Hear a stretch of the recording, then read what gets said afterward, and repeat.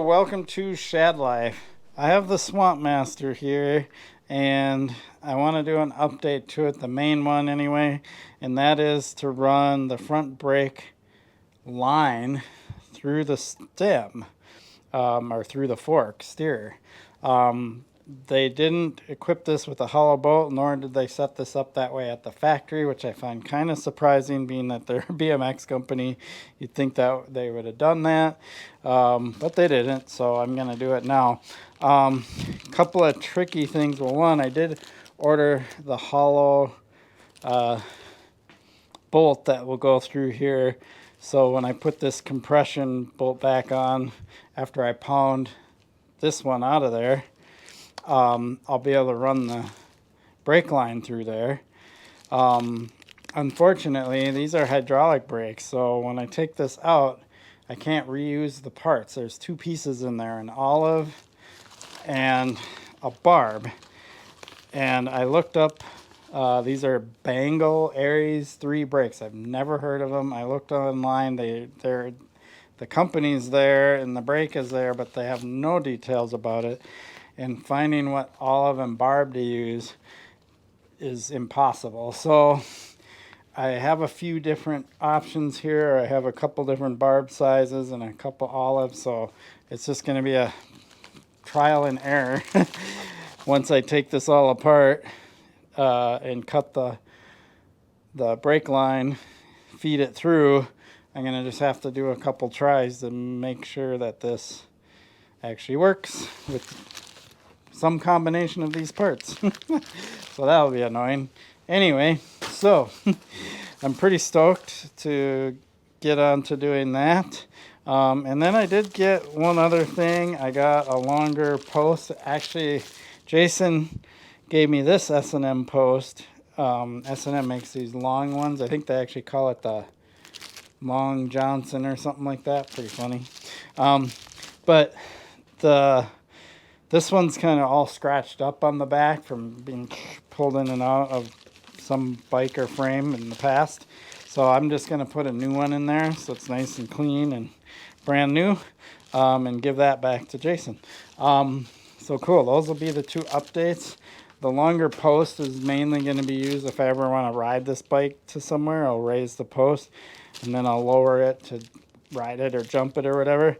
I wanted to go quick release with this, but unfortunately this C-clamp is actually built into the frame. I know it doesn't look like it, but it is.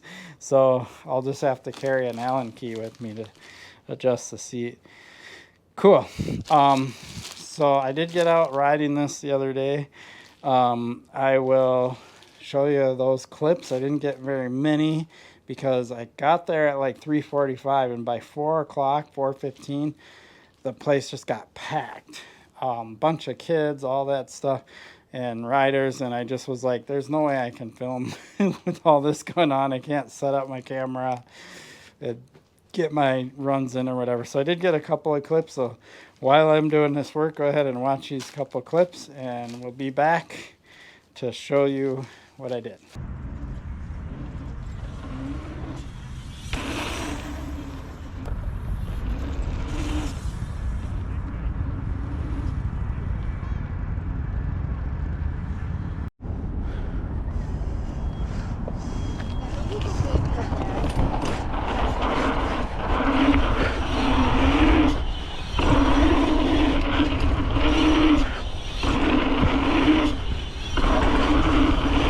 There we go. Woo.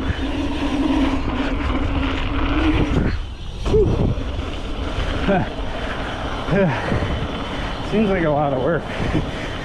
All right, so there we have it. Pretty simple. I've worked with hydraulic brakes enough now to just be able to do this without really even thinking much about it. But these brakes do use mineral oil.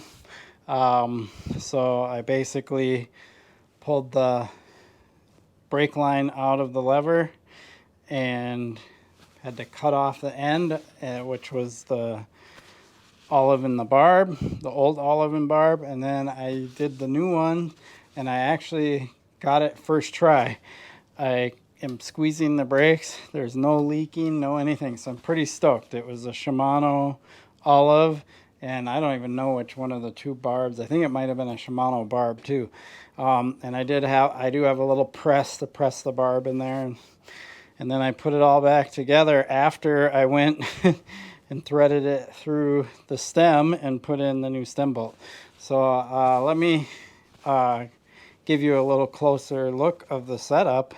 And then also I did put the new post on here.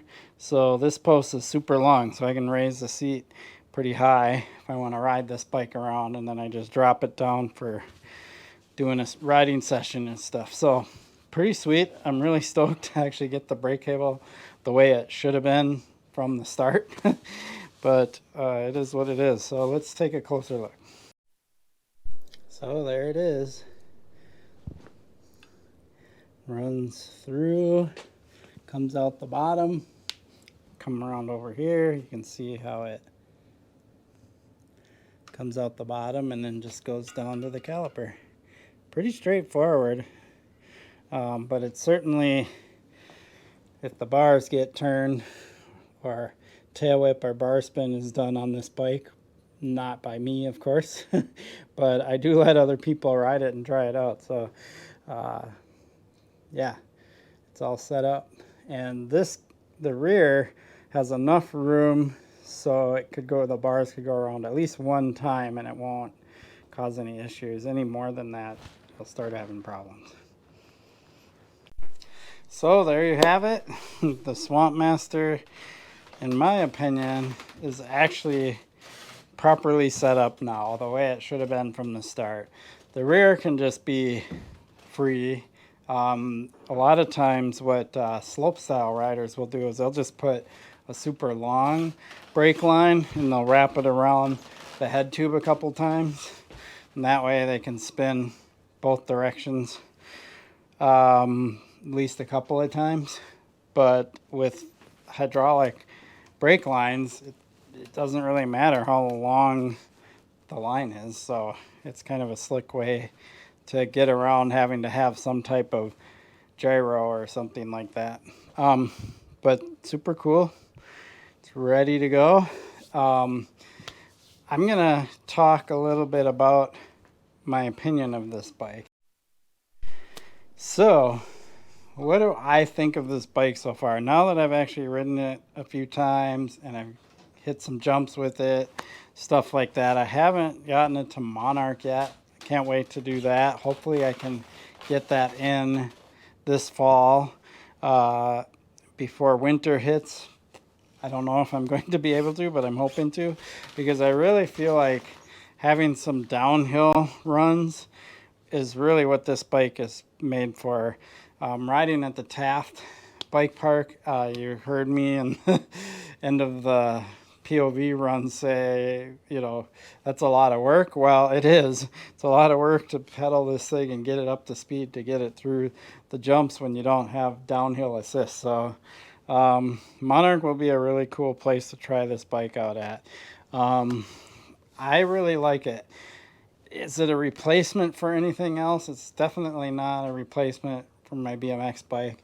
It's definitely not a replacement for any of my mountain bikes, not even my full suspension bike or anything. It's its own little thing, and it's kind of fun to have a BMX bike that you can actually take on like a mountain bike style trail, at least the flow line and stuff.